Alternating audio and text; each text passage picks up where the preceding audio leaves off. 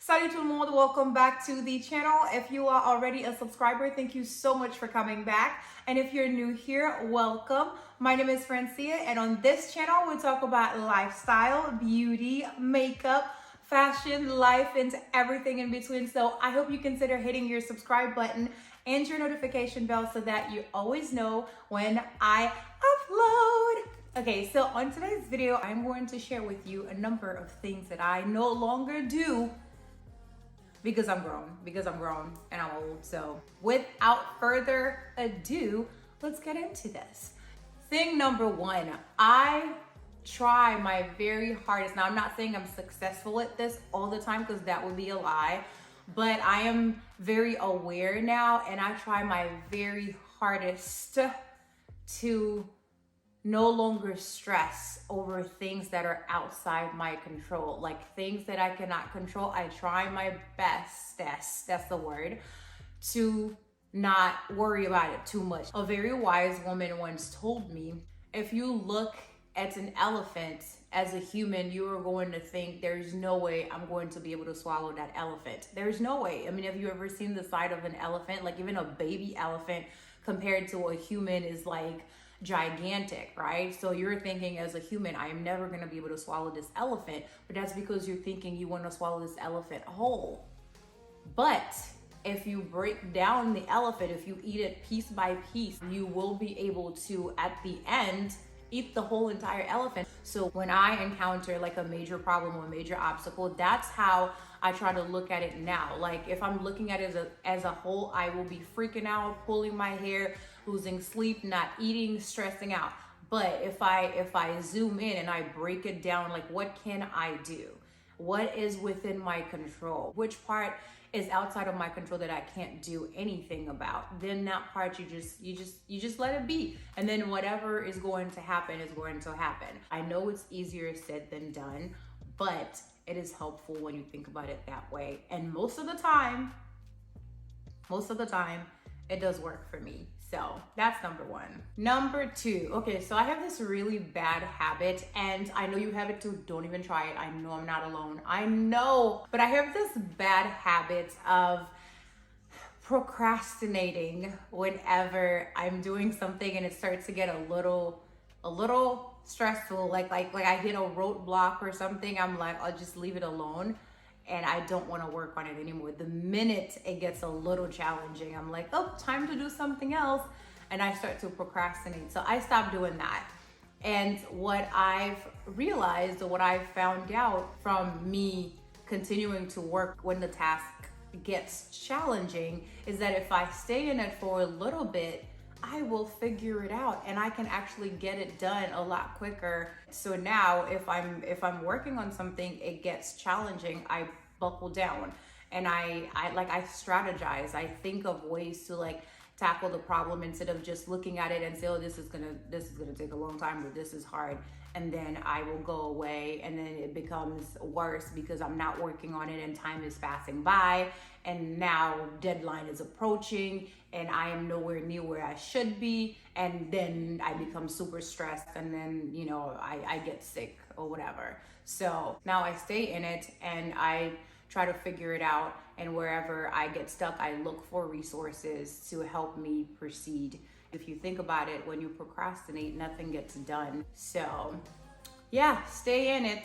Number three, I think number three affected me a lot more in my way younger years, like my late teens and early 20s. And it is, I stopped giving a flying fork about people's opinions when I realized that they have zero power, control over me. People's opinions are just that. They're opinions. It has nothing to do with me. It has everything to do with them for the most part, right? So once I realized that, I do not let that bother me that much anymore, if at all, because what I realized that every single person on the face of this planet is broken in one way or another. We all have something that we struggle with, and the idea that that someone else's opinion could like literally be detrimental to your health is like, I sympathize, but at the same time, I'm like, what can we do to make sure that like we put it through everybody's brain? Like, let me just, you know, drill it into your skull. Stop letting people's opinion, you know, bother you and affect you to, you know, to make you see yourself a certain way, or to make you think things about yourself that aren't even real. Because a lot of the times people project. The same people who have an opinion about you, they don't even know you on a personal level. And even if they do know you on a personal level, sometimes they don't even know exactly who you are, because we only show what we want people to see. There's only like a handful of people in our lives who may have an idea as to who we really are. So if someone doesn't know you, how do you let their opinions affect you? Especially if you're in your olden age, when you're a teenager or like your early 20s, you're still trying to figure yourself out. Like, people sometimes will affect you.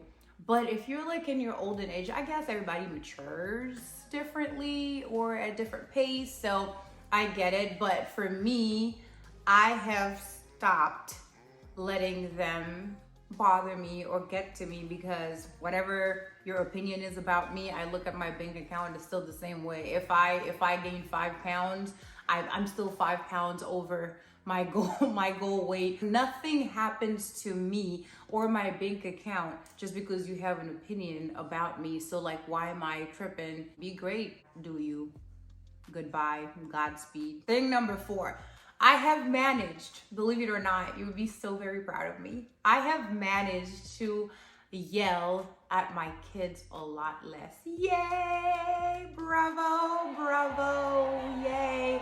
I have been yelling at my kids a lot less, right? Because I have made a video before where I told y'all that we like literally, if you heard us and you were inside this house, you would think that it's a whole bunch of adults just going at it.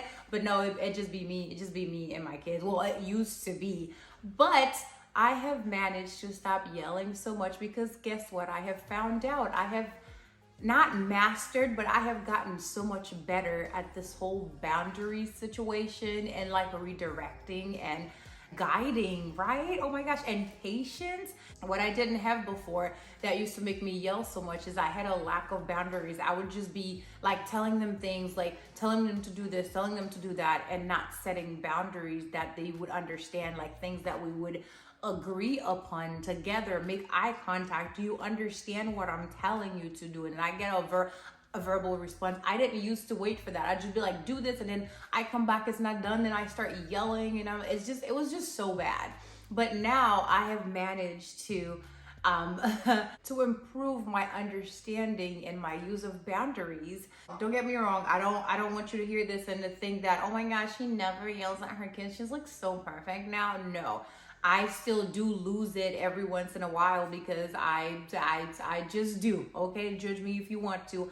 I do lose it every once in a while, because folks got emotions, okay? It's not always gonna work. It hasn't always worked in every case scenario, but for the most part, it does work, and it does help me to not lose it all day, every day. So, yay me. Thing number 5, I have stopped waking up with or after my kids. There was a time I used to wake up when my kids would wake up, or they would wake me up because they would be up and I would still be in bed. And I was not as productive. I wouldn't get as much done versus now, well, not now, but a few months back, I started waking up. Like, I try my hardest for most days of the week. I try to wake up before my kids to get my day started. And when I tell you, I get so much done before they wake up, like emails. If I have workouts to do, then there's a lot that I get done before I actually drop them off at school, so that when I drop them off, sometimes I'll just go work out, or I'll do it before. If it's just like a stretching routine type situation, I'll just get it done before I even get started with them. It's just been so helpful. Sometimes it's 5 o'clock, sometimes I don't have I try to like wake up. My goal is to, because I just started and I like to set realistic goals because I know that's not my normal. I'm not gonna be like, okay, oh my gosh, I'm just gonna wake up at 4 o'clock every day. No, I tell myself to start out, I'm gonna make sure I'm up before 6. And then once I start getting comfortable waking up before 6, and I was like, okay, I'm gonna start waking up at 5 o'clock. So now we're at 5. Sometimes I wake up before 5, but for now we're at 5. Yeah, it's been very helpful waking up before them and getting the day started. That way I get a lot more done. I have one last one. This one is a bonus one. In my olden age, okay, I have decided that I am no longer buying dresses that don't have zippers. I am no longer buying dresses that do not have zippers. I refuse to struggle to try, or zippers to the side. I used to buy these dresses and them things had the zippers to the side. Like, who does that? Who puts a zipper on the side? Who does that? I'm not doing that anymore. That's too much stress. If I can't step in the dress, I am buying it. I'm not struggling to put stuff over my head. We're not doing that. That's for kids. Raise your arm. Come on, put your head through. Struggle through the makeup. I lose a lash. I lose my lashes. Try to like put stuff through my, no. If I buy a shirt, I have to put it through my head. If I can't spread open the neckline, it's not happening. I have to be able to get through things. I'm too old and I am way too busy to be struggling to get into my clothes. It's just too much. So I stopped doing that. So this is the end of today's video. Let me know if you guys can relate to any of these. Are there any of these things that you used to do before that you stopped doing? Like, are you in the process of mastering it, or have you mastered it completely and you're like super great at it? Or do you still grapple with some of it but you have a better understanding? Let me know down below in the comment. Don't forget to like, comment, share, and subscribe. I will see you guys in my next one. But until then, I hope to see you in the comment section. Bye.